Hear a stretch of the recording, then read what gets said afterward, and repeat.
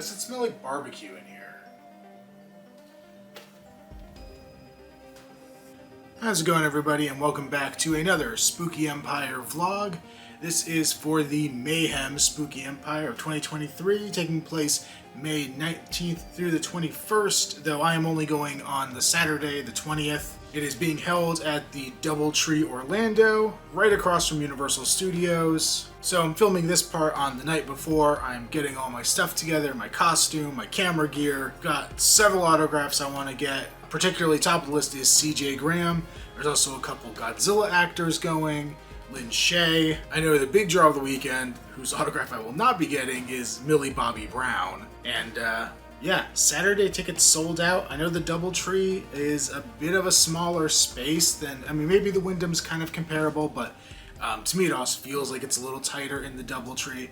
They had, I think the last Spooky Empire I remember being there was back in 2014, but just last year Phantasm was in that same space. I expect Spooky Empire will take up a bit more space than Phantasm did, but I am curious to see how this all goes. Kind of expecting it to be quite crowded tomorrow, so I'm mentally preparing myself right now. Alright, so we're on the way to the convention, but we are making a quick pit stop here in Daytona Beach, Florida. I don't know why I say Florida, like I fucking drove to Georgia halfway through this video before going back to Orlando. But yeah, I've got to pick up a couple things here at the Artisan's Crypt.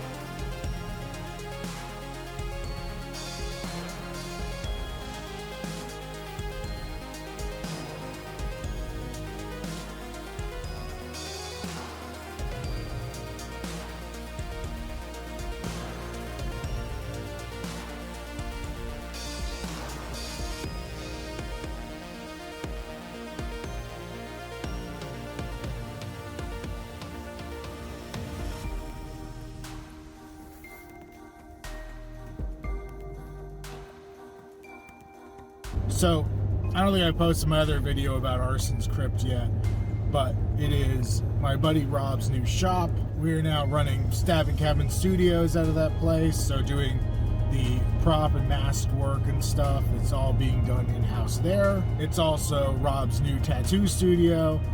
It is, like what I showed in that video is just a small, like little taste of what is in that shop and how themed it is. It's a really, really cool location.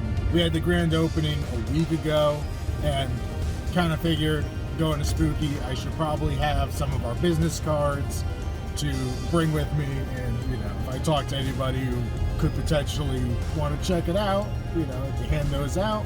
I also picked up my replica Part 6 machete. CJ Graham is going to be at this con, and yeah, that is my deluxe Part 6 machete. It is all chromed out. It's made out of aluminum. It matches the screen used prop as closely as I could get it. And then TJ, one of the other artists at the Crypt, he has a sign that he hangs above his tattoo area that is like the Spirit Halloween Crystal Lake sign, signed by a bunch of people from the movies. So he wanted me to bring that and have CJ sign it as well. So, got all that stuff, and now we are off to Orlando.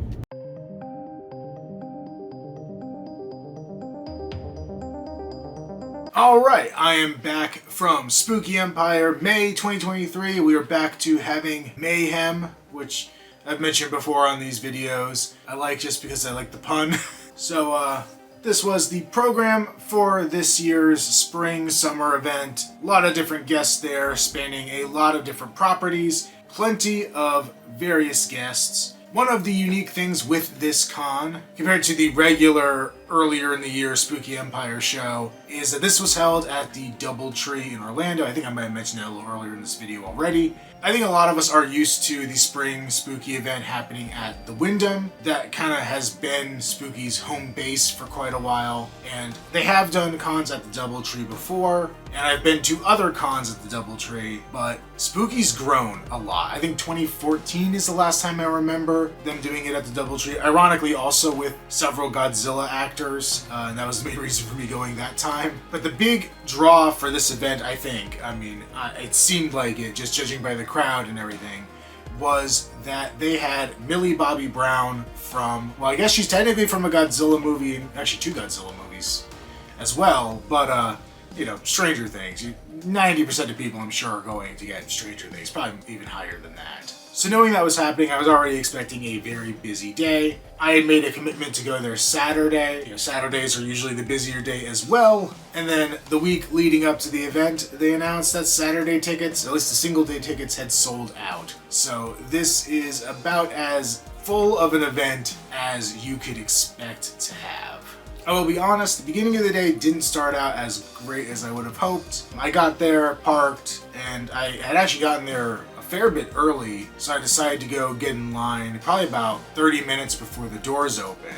A lot of the previous events, like the Wyndham, they let you go in and get your wristband, get checked in, and then when the doors opened, you were able to just go. But this event, we weren't able to go in ahead of time and get wristbands, so it did create a rather large delay getting in when the con finally did open. They're basically able to take about 5 people at a time, go through the line, the next 5. So, it wasn't like terrible, but at least it didn't seem to be as efficient as it has been at other events. I could speculate as to why. Personally, if I had to guess, I would say it's just the way that the Doubletree has their convention area set up, and that there's a lot of room for people to try to sneak around things and stuff. But I have no proof of any of that. I'm just speculating on that regard.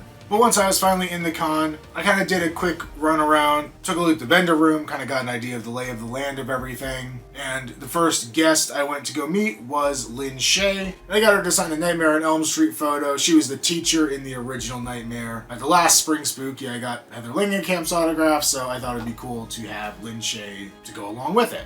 She's one of those people that's been in so much stuff that I'm like, when I saw the list of movies she was in, both on IMDb and then again looking at her con table, it's just like, this is ridiculous. It's so much stuff across so many genres. Just kind of insane. But yeah, she signed it with You'll Need a Hall Pass, which I think works out really well. Perfect for that scene.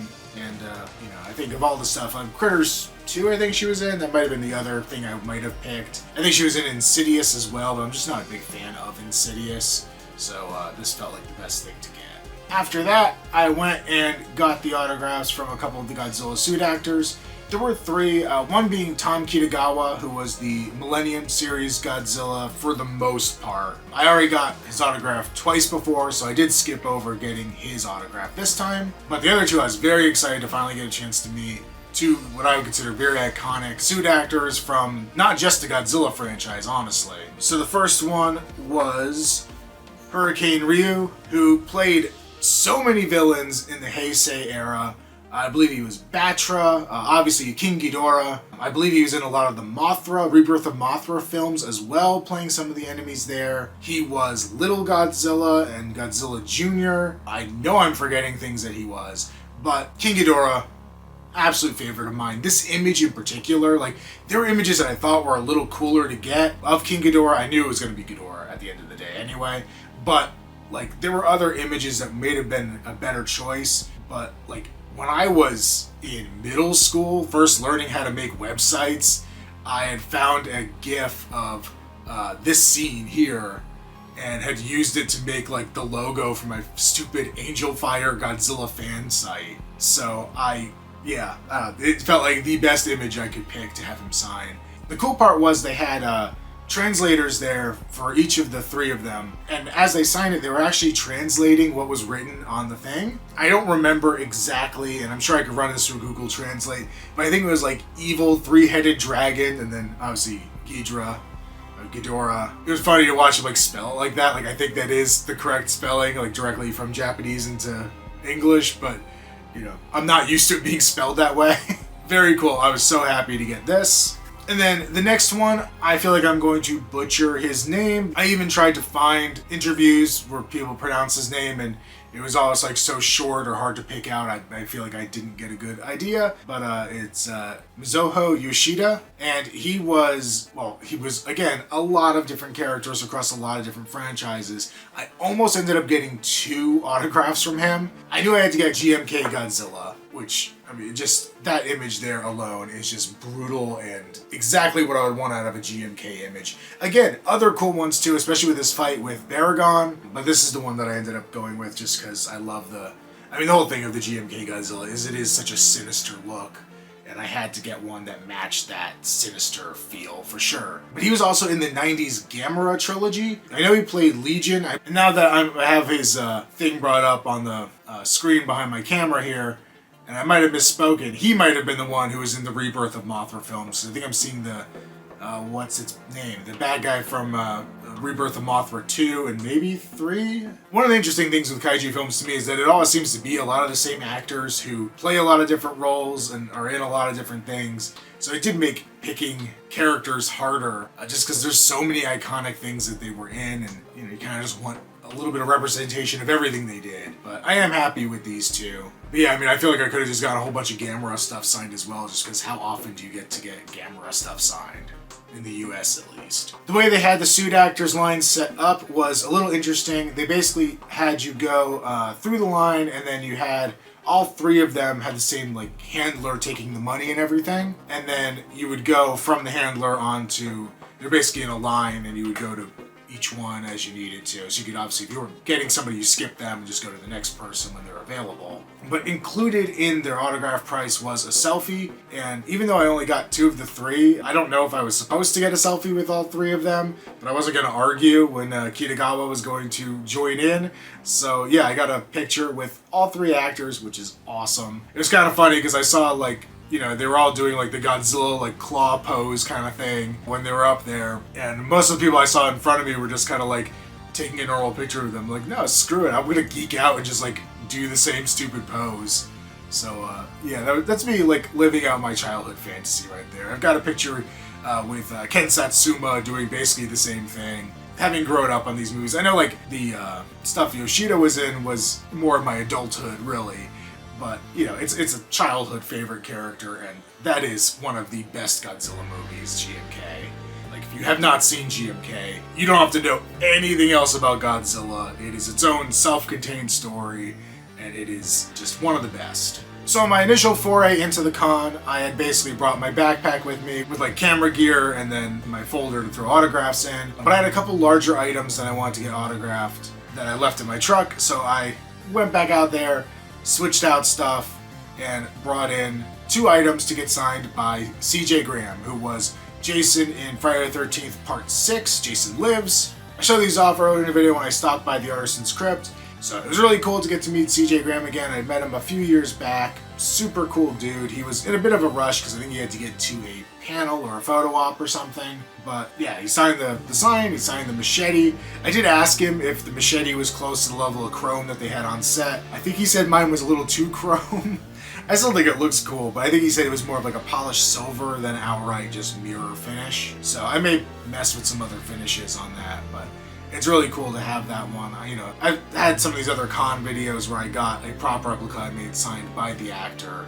And while this one isn't going in my personal collection like the other ones have, it's going in the shop. It is still, my piece in the shop that'll be on display. So I think that's really cool. After that, I decided to go back to the car yet again and get into my costume that I brought, which is my very scene-specific Part 2 Leatherface costume. There's the scene in Texas Chainsaw Massacre Part 2 where Leatherface is skinning the face off the radio DJ, and that's the costume that I chose to replicate. I don't even remember why. I think it's because I just didn't want to wear a fucking suit jacket. So it's basically slacks, cowboy boots, dress shirt rolled up at the sleeves, suspenders, the tie, the apron, and the mask. So it's honestly very similar to the original Leatherface costume, just with really a different shirt, tie, and mask. I also bought the same model electric knife that they have in that scene, and basically made it con safe, but also cherried out the batteries in it, so that instead of having the big clunky 1980s batteries that were in it and probably didn't work and were corroded as hell, now it just runs off a 9-volt battery. So it's basically lightweight, easy to replace the batteries. I can go around the con and terrorize people with it. So it was really fun to get into that costume. Honestly, for whatever reason, as soon as I got to the con, I immediately almost just put it on and went in with that in the beginning. I'm kind of glad I didn't, since I was waiting outside a while to get in. But I don't know, for whatever reason, upon getting there, that's all I really wanted to do was cosplay.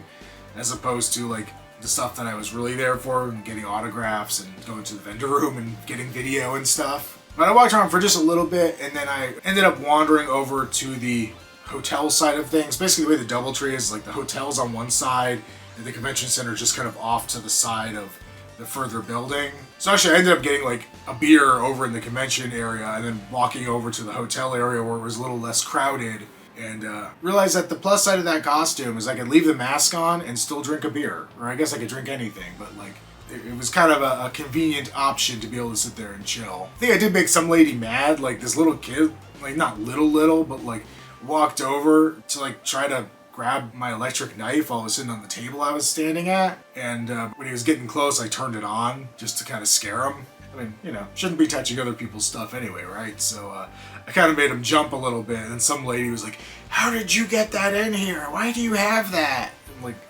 it's not real. It's just like, chill, lady. So I think that might be the first time I've ever offended anybody or made somebody mad with my costume. So I guess that's an achievement unlocked, right? But yeah, I walked around the con a little bit after that, took some pictures with various people, which was really cool. That costume's not super screen accurate. The mask I have is the high def effects mask, which I absolutely love. It's not screen accurate at all, really. I mean, it has like the elements of it, but it has its own style to it. It's a little bit darker, like tone-wise, I guess, than what's in the real movie. It looks more like cut-up faces stitched together than like Savini's mask really did. And I kind of continued that through the rest of the costume. The apron's a little darker, a little like more caked on blood and stuff to it. So I think honestly, like despite it not being as accurate as I might normally try to go, it invokes a really cool feeling. I think it has a sinister presence to it. Also, those boots definitely make me stand a little bit taller than normal, which helps a lot. So I did go through the vendor room a few times. Nothing really jumped out at me. I think part of it, honestly, like I wasn't really just in the mood to spend money this weekend. Like the con stuff, yeah, the autographs and everything, I was anticipating wanting to spend money on. But like, I just didn't feel the need to pick up much of anything else. And nothing there really jumped out at me and screamed, like, I have to buy this right now kind of thing. There were some cool stuff, like, not to give a super short list, but I always love checking out the Image Motor Productions booth.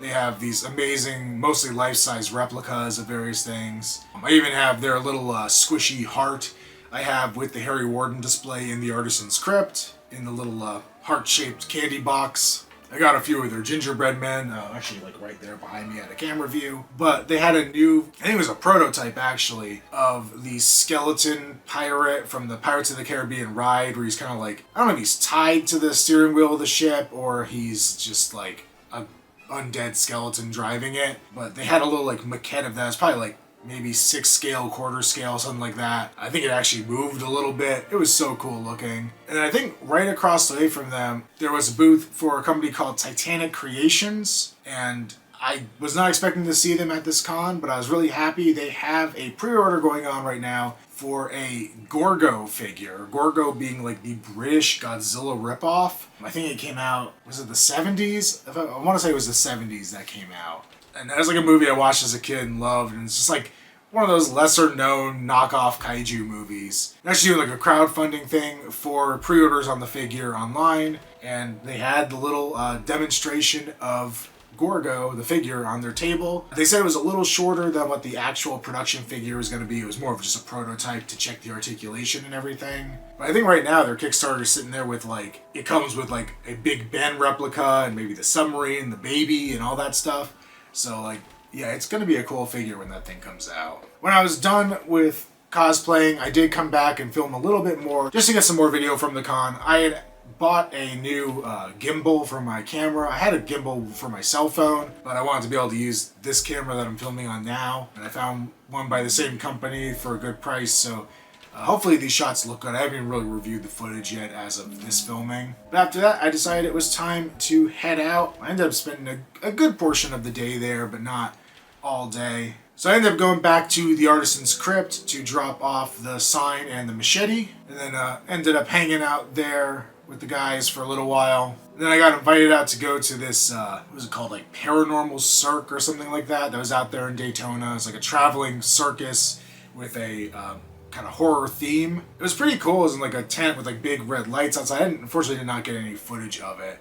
They had like a little mini haunt inside that you walk through, and then the whole thing was kind of more, traditional, what you'd expect from a circus. A lot of like acrobatics and stuff, but there were horror elements incorporated into the whole thing, which were really cool. So it was really interesting just to go from my day of going to the Crypt, going to Spooky Empire, going back to the Crypt, going to this circus, all with this horror theme and all with, a very unique visual aspect to everything. It was a very horror themed day, and I'm not complaining about that one bit. So overall, I did have a lot of fun at this con. I kind of started talking about it earlier, but I'll go a little more in right now. I don't even know if it's right to say the Doubletree is not the right place for Spooky Empire. It was very cramped. It felt like there was nowhere to just exist at it. If you didn't have like a place you were going, the front lobby area, they were still bringing people in groups through a lot of the day, it seemed. And there were people like, hey, if you're not getting tickets, don't stand in the lobby. Okay, fine. Like, then the next area is either the hallway that connects to the vendor room, which the vendor room is really tight just because it's full of people, or the autograph room, where also, I took a picture with somebody and somebody was like, hey, keep moving. If you're on a line, keep moving through here. So, yeah, without going into the hotel proper, it was kind of hard to even find a place to exist in that space, which just kind of made it a little bit harder to navigate. I probably would have stayed in costume longer if I could have found a place to just kind of like camp out for a little bit.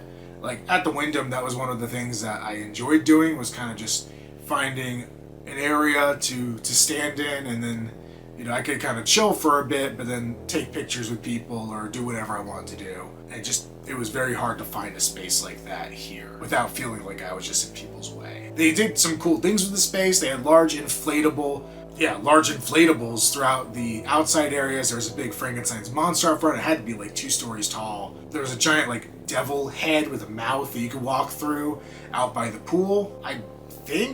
I can't tell. I saw there were pictures of a creature from the Black Lagoon. I was trying to find it, and I think maybe it was replaced by that devil head because the pictures look like it might have been that same corner. I was really wanting to find the creature. There was one walking around as a cosplay that looked amazing, but yeah, I never found the giant inflatable creature, but that would have been very cool. And honestly, I think what it comes down to is that Spooky Empire is just a gigantic con. I think the attitude for a while, from what I've seen people say, is that like, if I see new people asking me about going, it's like, oh, do I go to the spring or do I go to the fall? And like, the emphasis always gets put on like, well, fall's the big blowout, like the big party.